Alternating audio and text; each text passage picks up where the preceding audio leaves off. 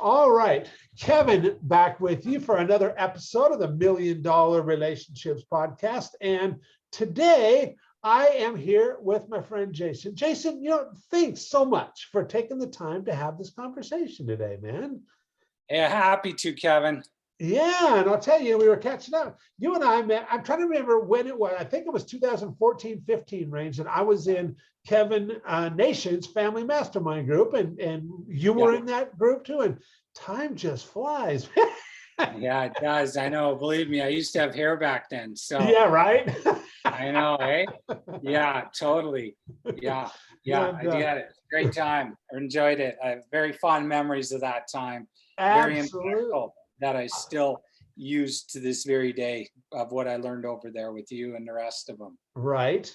I'll tell you, Kevin is just he is just brilliant in the way his mind works, the way he sees things, the insight that he has to share from his years of experience. And yeah, you're right.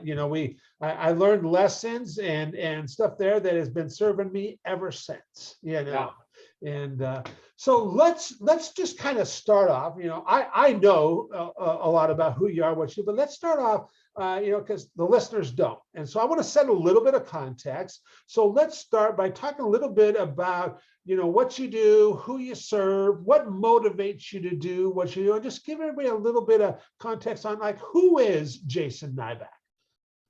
Yeah, well, it all started, I used to be a pastor back in 2000 to 2005 or something like that. And I was in a Christian church up in Canada, and I had a theology degree. And I definitely enjoyed that, got a lot of value out of it, but I wanted to be on my own, run my own business and stuff like that online and start in the internet marketing space. And so I sort of got into that, and I found out really early that I was never a natural at kind of networking and relationship building like you're the best in the industry, right? Everybody, and if you don't know them, they're probably not worth knowing. You know what I mean? You literally know everybody. And I was and you're good at that. You're the best, right? Whereas me, I was stuck up in Canada in my basement. There's really no connection mechanisms way back in the day, and I basically started out I got Perry Marshall's Google AdWords ebook, right? The very first iteration. And I'm like, well, I don't have any industry value per se. Nobody's going to return my emails. Nobody's going to do joint ventures with me. I don't have any platform in anything, right? And so I guess I'm going to have to just figure this thing out. So I bought Perry Marshall's Google AdWords guide way back in 05 or 4, and then got into Frank Kern's stuff and Ed Dale, the underachiever method and all that kind of stuff, and start figuring out how to drive traffic and find out how to spend $1 and get that dollar to make $2, $3, $4, $10 back, right? And then figure out how to do it at scale.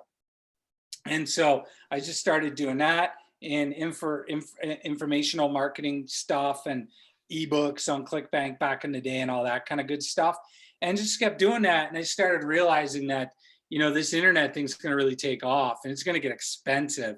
And so we're going to have to figure out how to create a high value, a customer value, in order to speed up, because I started to see in the marketplace, and sadly, what's old is new again, meaning history keeps repeating itself. So way back in the day, 05 to 12-ish, the costs were cheap. Cost per clicks were cheap. And then people were selling, $30, $80, $100 products, but the costs were going up, but the price points, they couldn't figure out the conversion methods and stuff like that. And a lot of them just are gone. They don't exist anymore, these people. I saw that, and I was like, all right, I got to figure this out. So I got into the coaching industry, more helping coaches who had higher price stuff, teaching them my strategies, basically started getting clients on Facebook ads when it was in the early days, and then going, hey, look at what I did to get a client. Tell you what, if you pay me, I'll show you how I got you to be a client, right?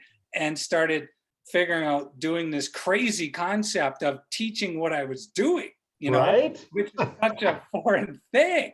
And so I'm like, I'm going to become an expert at this and then teach people how I did it. And so just kind of evolved from there. And then it's pretty much all we do today is we work with specifically with coaches and consultants, show them how to get clients from Facebook ads, and predominantly Facebook ads, and how to start turning their business around, getting off organic, and scaling their business outside of kind of their network, their social network, like expanding that reach. And it's very hard for a lot of them. Most coaches are tactical experts. They got an MBA from some university. They were, working a company for 30 years. Now they want to be a coach. Nobody knows them. So that's just pretty much it. That's what I got going on. And when you and I met in Kevin Nation's Family Mastermind group, at that time, I'm assuming you were in that group to learn Kevin's process, because now you applied that process to your business. Is that correct? Yeah. And that's exactly it with Kevin Nations. I mean, he was the first to really perfect the high ticket strategy in the coaching consulting space. Yeah. I mean, anybody who says they were before him, it just isn't. No way. He's the OG for. Yeah, he's the pioneer. And, I was trying all kinds of sales tactics, because that was part of the problem with the early days. Like, people think like it's hard now to grow your consulting, coaching, whatever businesses. It was harder back then because we didn't know anything. Yeah. We literally were just figuring this stuff out. So you're like reading through sales books going like, well, I guess I'm going to, use these sales tactics. They didn't work. We couldn't charge a lot of money. And all of a sudden Kevin Nations is around selling these prices that are, 8, 10 grand or whatever, 50, 80, 100 grand, and like converting them like crazy. Yeah. And so I had to figure it out. So I joined you guys and met some really cool people like yourself. And I remember the first time meeting you way back then, you're like, hey, what can I help you with? And I thought, man, this guy's, he's got it figured out. He knows what's going on, and you're still here succeeding today. So it's a testament to what you've done and all the relationships you've built, because there's very few people who are good at the marketing you're good at with this relationship building, and you've done it over decades. And that's super impressive. And to make sure to build relationships with people in an industry that's changing so fast and sustain that for decades. That's way harder than doing Facebook ads. Way harder. I'll tell you, you at the time when we met in Kevin's group and you were learning from him, and of course you're one of those guys, you just apply. You are really good at, like, when I recognize something's a good fit and it resonates with me and it's in alignment with where I'm wanting to go, you can just do it and you just apply it and use it. And you were doing that. And, of course you were, not just to an extent, you were really growing this business. And so you were doing all these strategy calls and everything as part of this. But now you don't do that anymore. You've grown the business, you've expanded, you've got team in place, and it's still this become, even though you're serving a lot more people now, that business is still serving you. And that's what's beautiful about the whole thing. Yeah, exactly. Totally. Yeah. Yeah, that's awesome. That's awesome.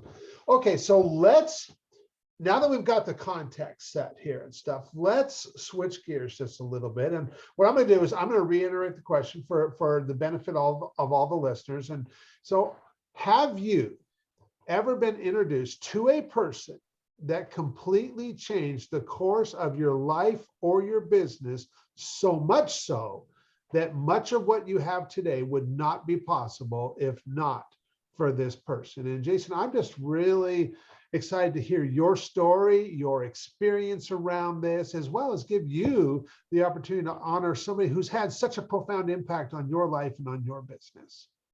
Yeah, that's a great question. I think there's a lot of them, isn't everybody is, you're just a compilation of all the people who've helped you along the way, right? Oh, for sure. And I remember somebody once told me, and it's something that I thought is very interesting. It said, you want to make sure a lot of the most important people you follow in your life are dead, because they finished well, and they were able to get to the end. It didn't destroy their lives. Like midstream, you can meet a lot of people who are on a straight up trajectory, and then find out 10 years later, they're like, oh, actually, that was a really dumb idea. It cost me everything. It didn't really work. Destroyed my life, my family, my health, my business, one of those things. And one of my people who is dead that I obviously have live mentors and stuff that I appreciate and pay and all that kind of good stuff. But somebody that I follow or used to follow a lot was Paul J. Meyer. And Paul J. Meyer was kind of the pioneer of the information marketing industry. It's somebody Dan Kennedy references. People don't know it's kind of like off the cuff type remarks, side remarks, where Dan Kennedy would be like, yeah, Paul J. Meyer this, Paul J. Meyer. He founded what's called the Success Motivational Institute. And he's passed away about 10 years from now. In Success Magazine, about 10 years ago, I had a big feature on him. You can Google Success Magazine, Paul J. Meyer. And Paul J. Meyer really was the founder of really a lot of the coaching consulting industry in the 50s and 60s. And what he did is he sold over $1 billion of his consulting programs on time management and success management and all that kind of stuff. And then he took all that money and plowed it into business. And he built like 30 totally unrelated successful businesses on top of that, and created a massive success, did real well for himself, took really good care of himself, and then made so much money and did it right that he was able to create a foundation that, from my best understanding, 10 years ago, was still issuing $300,000+ a month in donations. And he was now gone, passed away. I think that's pretty cool. You know what I mean? Yeah. And so that's who I would definitely say would be. And so for you then, Jason, how did you go about getting, did you invest in materials of his? Did you, and also then my secondary follow-up question to that would be, what has happened in your life and in your business as a result of his impact on you? Yeah, that's a great question. So the biggest thing that I've learned, is the internet marketing industry, as we'll call it, like they used to be called in the old days when we got into it, or the coaching consulting industry and stuff like that. Everybody values these rising stars that go up so fast, and the latest fad, a new ad technique, a new this, a new that. And it's just quite frankly exhausting. And I kind of learned early on, and a lot from him, of like, just take the long view and take your time and do it right, and success will compound, right? And over time, if you just do the right thing every day, the results will come. And just have that right strategy, like a foundational strategy that's not going to change, and stop always getting sidetracked on everything in the industry, and do it long enough in the same thing till it starts compounding the results. Similar to what you did, right? Like, you are a result now of the compounding effort you put into building all the relationships you have in the industry, right? It's created a compounding effect, and you did that, and you're really good at that, and you're really smart enough to stick with a strategy or a lifestyle or a way of running a business that is timeless. It's not going away, and it's just going to continue to compound as long as you are in this business. And quite frankly, the amount of relationship credibility and currency you have will last you forever. You know what I mean?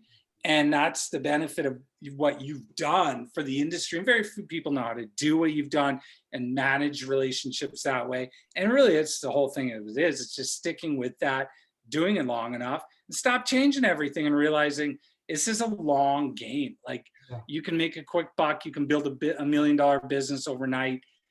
But you know what? I've been in the industry a long time. So have you.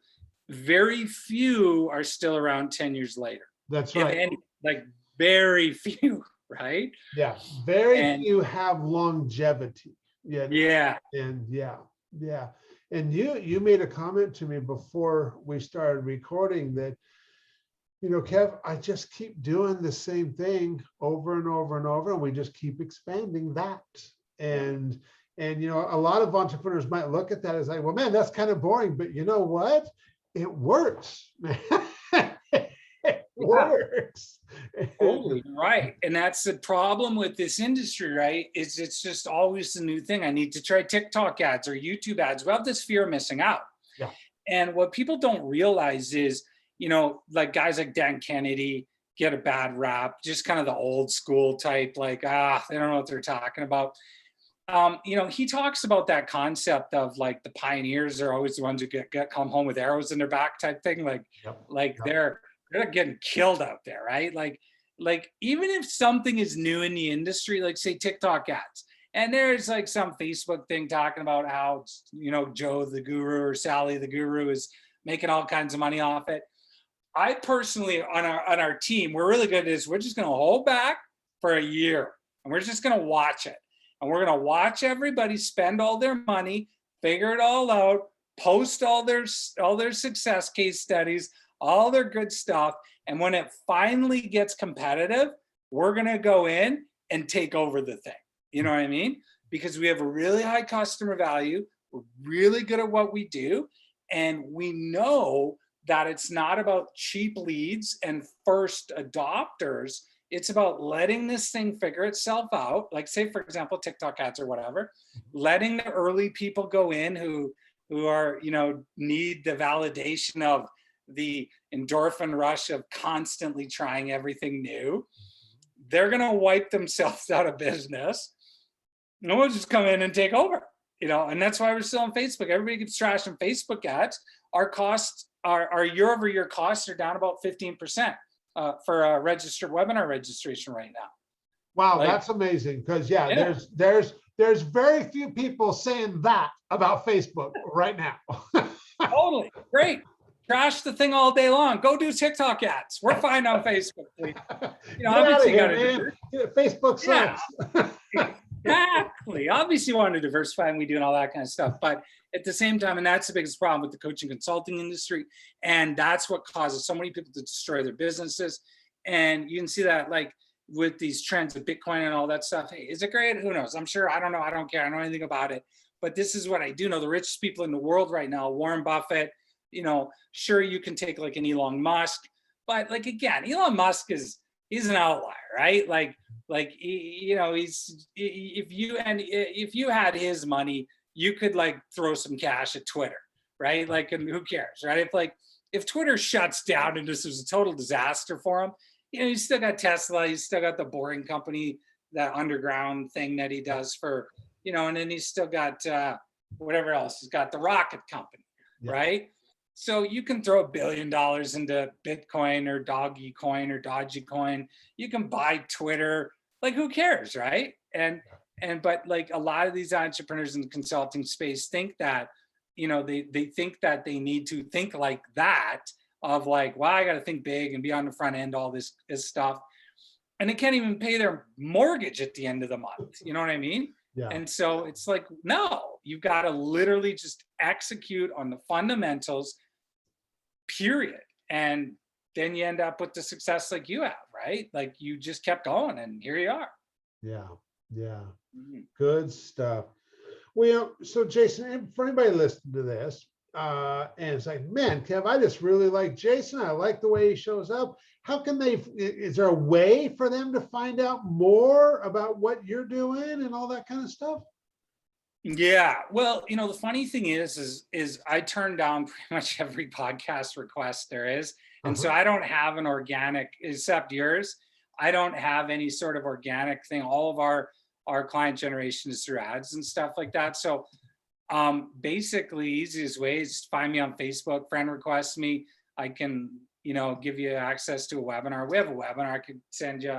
That's pretty much the easiest way to do it. Just friend request me on Facebook. I don't use Facebook either, but I do go on about once a day and check our private client groups, and you know, just look me up, friend request me, and all, and then I can send somebody. If you want, I got a free webinar for you, and happy to send it to you about how to get clients on Facebook ads for your coaching consulting services, because it really is the best way to scale your coaching business right now. So.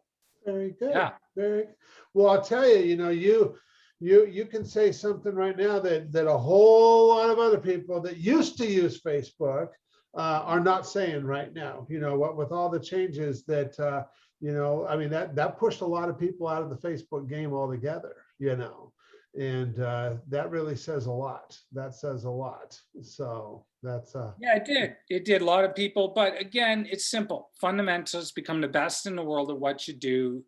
And that takes time, right? And it's just one of those things. It's just, there's no way around it. And so it's good, it works. And for those who work it, it works, and who are willing to put in a bit of time, it doesn't take that much. It's like that commercial on TV, that Red Bull commercial, in terms of it was a animated one, and there were two hyenas talking to each other. One was drinking Red Bull, and then out of the grass appears a lion or something like that, and then it's going to eat the hyenas, right?